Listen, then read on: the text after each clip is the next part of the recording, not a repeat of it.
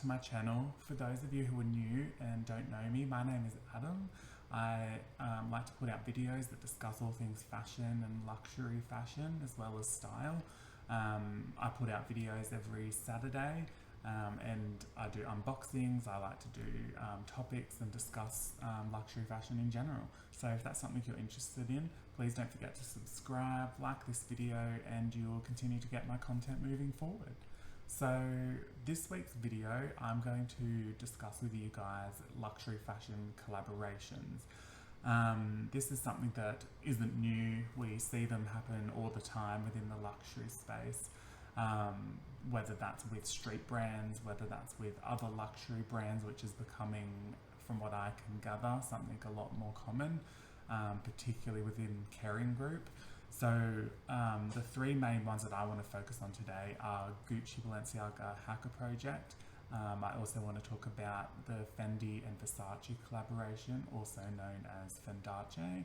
And I also want to talk to you about the recent drop by Gucci, that is their collaboration with Adidas, which they're calling Exquisite. So those are the three ones that I want to focus on today. So if you're interested in hearing my opinions about these collaborations, what my thoughts are generally with collaborations, keep watching. Now, I thought I'd touch first on luxury brands doing collaborations with street brands like Nike, Adidas, Supreme, brands like that. I think we all can understand and appreciate the reasons nowadays in the 21st century why luxury brands are now doing collaborations with street brands. And if you don't, then that's because luxury brands are now tapping into the younger generations to try and bring them into the luxury world and market. And because I think these days with technology and things like that, a lot of millennials and the younger generations coming through have a lot more disposable income than what the generations before us had. So they have more money to spend on luxury goods. So I think this is something that the luxury brands have become aware of over time, and they're wanting to tap into that and bring them into the market. And that is, I think, got a lot to do with why you see collaborations like Gucci with Adidas, where people gravitate to Adidas and Nike as a street brand. They're an affordable shoe or exercise wear that people like, particularly for the younger generation. So if they do collaborations with luxury brands, what better way than for these luxury brands to get their names out there? The other aspect of this is that we're now seeing luxury brands do cross collaborations with other luxury brands, and the most recent ones and the first one that stood out last year for me and probably a lot of you was the Gucci and Balenciaga collaboration. Now, I think the Hacker Project, it's also known as, I think a lot of the reasons they're now doing these cross collaborations of luxury brands is because, sure, we're all, like, for me, I like Gucci, I somewhat like Balenciaga, but I think what this does, and I'm probably one of those target markets or target consumers for both brands, in that I am very much a Gucci fan. Not so much Balenciaga, but the fact that Balenciaga are utilising the motifs from Gucci and the styling makes me now look to Balenciaga and see what they offer. And I must say that that's worked on me, because I have now started looking at Balenciaga a lot more.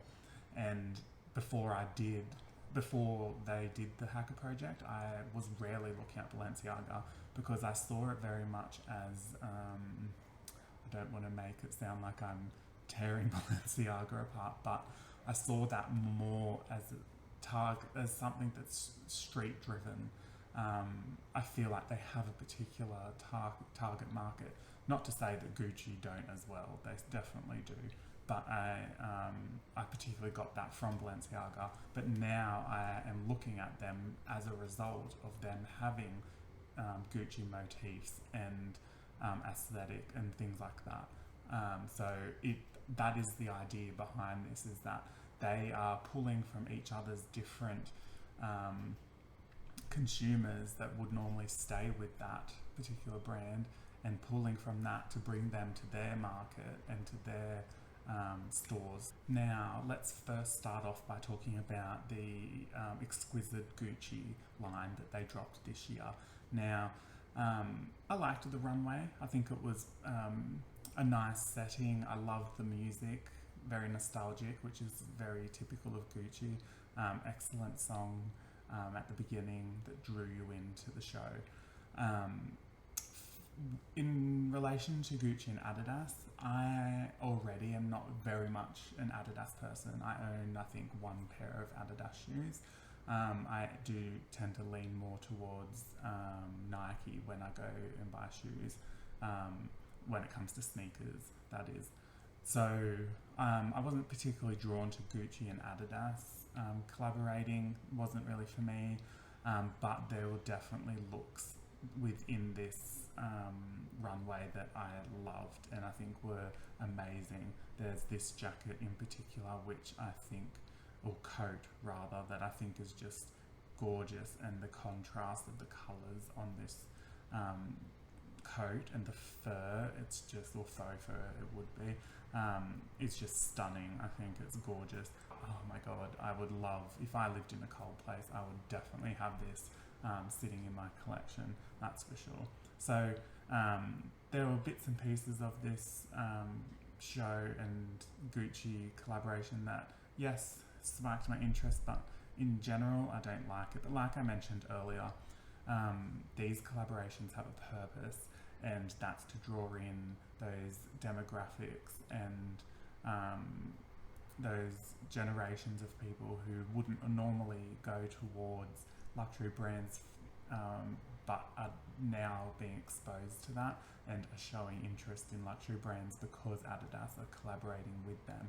So it works for both Gucci, in that people who wouldn't normally shop with them are now interested because they see that Adidas are working with them and they want to get a piece of that.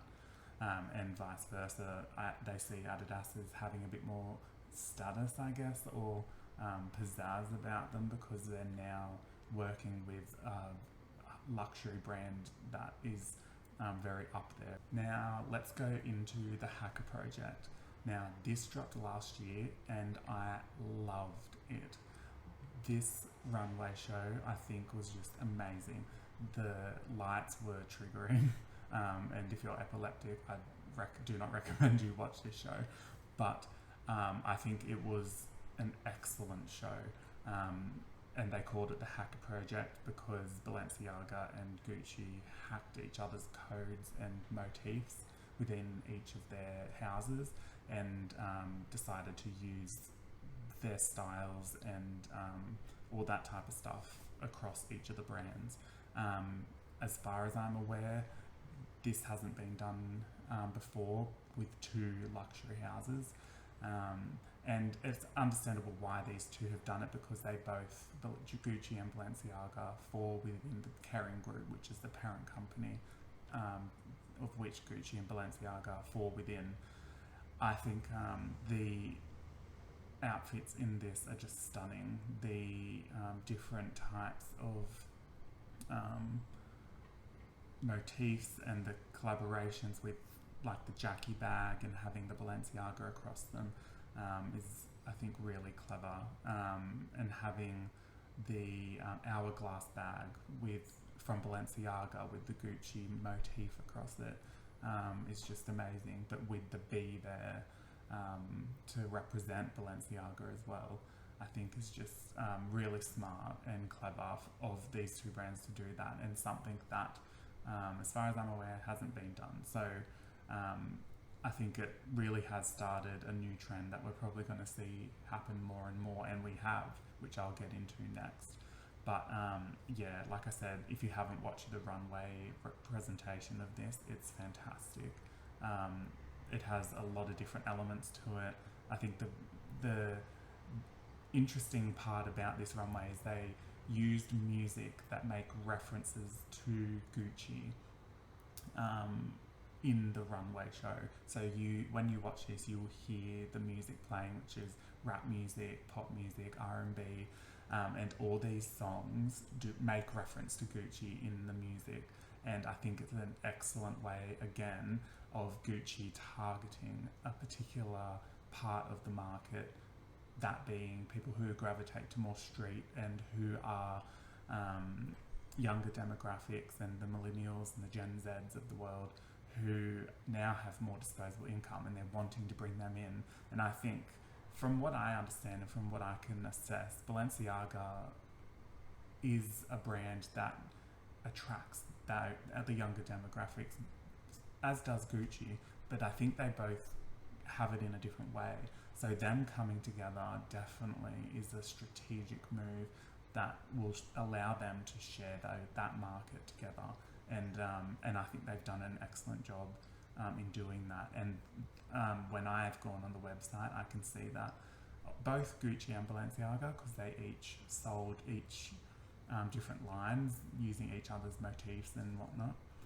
So it appears to me that all the stock practically has sold out, and there's only the odd thing that's left in this collection. So I think the Hacker project, hands down, was a success, and I think the start of something new. And the other one I wanted to talk about was the Fendi and Versace collaboration. People are calling it Fendace, which I think is really cool. But this collection and collaboration, I think, was amazing.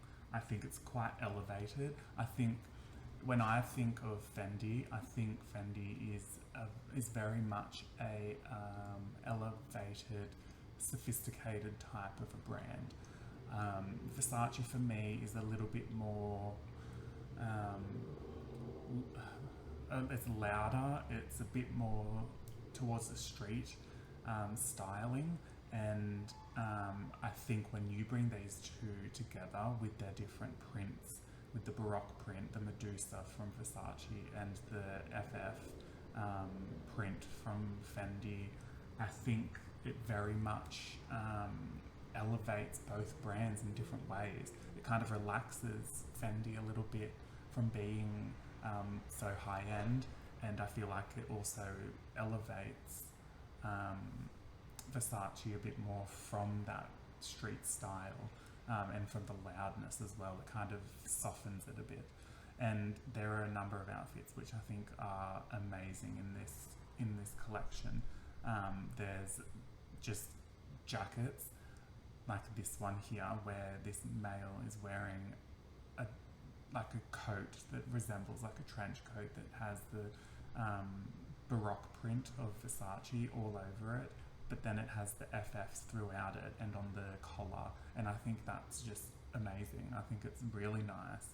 And again, like I said in the Gucci collaboration, if I lived in a cold place, I would probably want to have this in my collection, because I think it's loud, definitely, but I think the combination of the Baroque print with the Fendi FFs,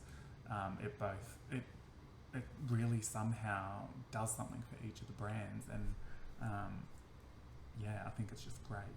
And I think like seeing the Fendi first, which was very much a new release at this stage when this collection was dropped, definitely has new ways about it, like styling with the Baroque print and having those aspects of Versace in the Fendi first. I think was a very smart move, because the Fendi first, as we all know, has just gone hot, particularly within Instagram world and the influencers. So I think when they drop this collection later this year, it's certainly going to be a hot item, that Fendi first. So I think they've done a number of items in this that I think are going to be really hot. I actually have my eye out for one of these hats that seem to be throughout the show, or the collection, which have the Fendi FF print all over it with Versace across the top.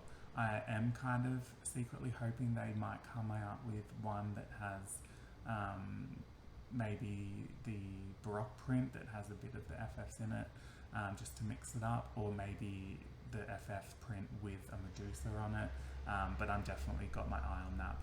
I do like the mix of the two. I think it's a really nice combination in this show, and I will definitely be watching what is released from this. But again, I think this has kind of indicated and shown a combination of two luxury houses, being Versace and Fendi, who to a degree have different customer base, and Fendi being a bit more high-end in my opinion, and Versace I think being a bit more accessible and a bit more street, leaning towards that more street styling.